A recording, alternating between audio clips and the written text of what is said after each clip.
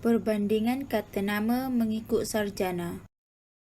Ahli kumpulan kami terdiri daripada Engku Nurul Natasha binti Engku Muhammad Noor, Muhammad Aminuddin bin Azmi, Munirah Aisyah binti Mior Roslan, Nur Anisah binti Muhammad Tarmizi, Nur Najla binti Muhammad Tamizi dan Siti Aisyah binti Muhammad Sakri.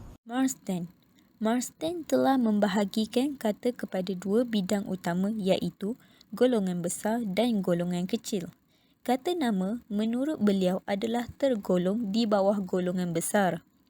Bagi kata nama, beliau telah membahagikannya kepada 4 bahagian iaitu nama, ganti nama, angka dan sifat nama. Kata nama tidak boleh ditunjukkan dengan begitu jelas dari segi jantina, bilangan atau kes. Sebagai contoh, ayam. Ayam ini tidak melambangkan jantinanya, kecuali kita menyebutnya sebagai ayam jantan atau ayam betina. Kata nama juga tidak menunjukkan kepada bilangan. Contoh, ada orang di luar. Ayat ini tidak dapat menunjukkan bilangan orang yang berada di luar. Melainkan jika ayat tersebut adalah ada seseorang di luar. Keadaan ini akan menunjukkan kepada bilangan orang yang berada di luar iaitu seorang sahaja. Menurut John Crawford, kata nama itu tidak mempunyai infleksi untuk menyatakan jantina atau nombor, huruf besar dan dengan pengecualian posesif. Posesif atau genetif sama seperti genetif S di dalam bahasa Inggeris yang dibentuk untuk membentuk biasa dengan imbuhan ne. Sebagai contoh, perkataan dalam bahasa Inggeris son yang berubah menjadi putera raja. Berikut merupakan kata nama dari aspek ejaan. Sebagai contohnya, kepala. Perubahan fonem E kepada fonem A menjadi kepala dalam bahasa Melayu moden. Seterusnya iaitu kaulawarga, penambahan fonem W di dalam perkataan keluarga dalam bahasa Melayu moden. Mangkuk, perubahan fonem O kepada fonem U menjadi mangkuk di dalam bahasa Melayu moden. Contoh seterusnya iaitu kereta, pengguguran fonem E pada awal suku berbanding dengan perkataan kereta dalam bahasa Melayu moden. Harga, pengguguran fonem H pada awal perkataan berbanding dengan perkataan harga dalam bahasa Melayu moden. Contoh seterusnya iaitu katab, perubahan fonem A kepada fonem I menjadi kitab dalam bahasa Melayu moden. Antah, perubahan fonem A kepada fonem E menjadi entah di dalam bahasa Melayu moden. Dan yang terakhir iaitu kalamin, yang bermaksud kepada pasangan yang mana ejaan dalam bahasa Melayu moden ialah kelamin. Yang kedua pula iaitu berkenaan dengan imbuhan kata nama. Sebagai contohnya, perkataan, perubahan imbulan awalan par sepadan dengan awalan per dalam bahasa Melayu moden. Yang kedua iaitu pasuruh, perubahan imbuhan awalan pa sepadan dengan awalan pe dalam bahasa Melayu moden. Dan yang terakhir iaitu keturunan, di mana berlaku perubahan imbuhan awalan ka sepadan dengan awalan ke dalam bahasa Melayu moden. Yang ketiga pula iaitu berkenaan dengan penggadaan kata nama. Contohnya, lalangit, perubahan fonem A kepada fonem E pada awal suku kata menjadi lelangit dalam bahasa Melayu moden, yang masih membawa maksud iaitu bahagian oral manusia iaitu lelangit lembut. Dan contoh yang kedua iaitu lawa-lawa ataupun lalaba, yang mana kedua-dua ini membawa maksud yang sama iaitu nama haiwan laba-laba dalam bahasa Melayu moden.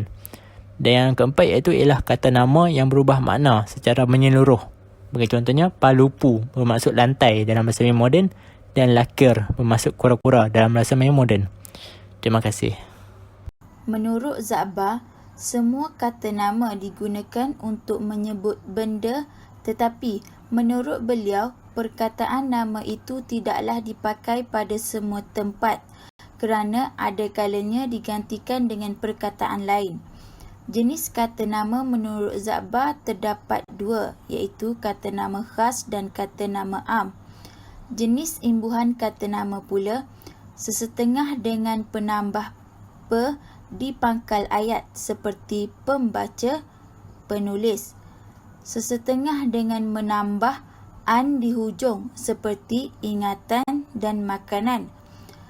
Yang ketiga, sesetengah dengan menambah ke di pangkal dan an di hujung seperti kerajaan.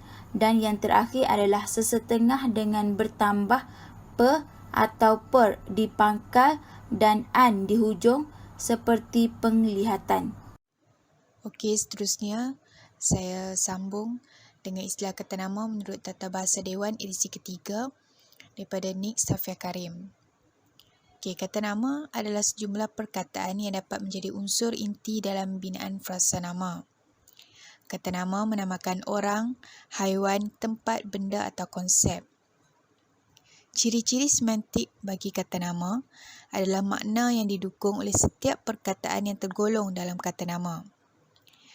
Menurut Tata Bahasa Dewan edisi ketiga, kata nama boleh dipecahkan kepada 3 sub-golongan, iaitu yang pertama, kata nama khas, yang kedua, kata nama am dan yang ketiga, kata ganti nama. Okey, seterusnya saya akan terangkan jenis-jenis kata nama yang tergolong dalam sub-golongan kata nama sebentar tadi, iaitu kata nama khas, kata nama am dan kata ganti nama. Bagi kata nama khas, merujuk nama sesuatu benda yang khusus dan huruf di awal perkataan ditulis dengan huruf besar. Kata nama khas ini terdiri daripada 2, iaitu kata nama khas hidup, seperti manusia iaitu Amin, Ali, dan merujuk kepada bukan manusia seperti comel, tompok.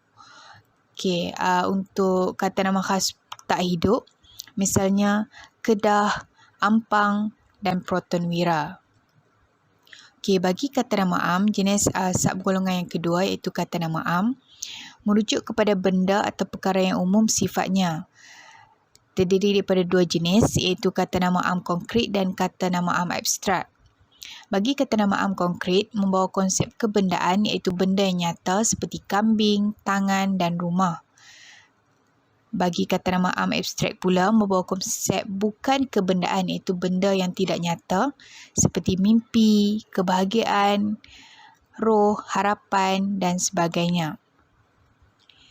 Okey, bagi sub-golongan kata nama yang ketiga iaitu kata ganti nama, terbahagi kepada 2 iaitu kata ganti nama tunjuk dan kata ganti nama diri. Bagi kata ganti nama tunjuk, menunjukkan umum iaitu ini dan itu dan tunjuk tempat seperti sini dan situ. Bagi kata ganti nama diri pula, kata ganti nama diri tanya seperti apa, mana dan kata ganti nama diri orang iaitu pertama, kedua dan ketiga. Sebagai contoh, kata ganti nama diri pertama, saya, aku, beta, patik. Kata ganti nama diri kedua, saudara, awak, anda. Dan kata ganti nama diri ketiga, dia, mereka, beliau. Berikut merupakan senarai rujukan yang telah kami gunakan untuk menjelaskan istilah kata nama daripada 4 pendapat yang berbeza. Setakat itu saja daripada kumpulan kami. Sekian, terima kasih.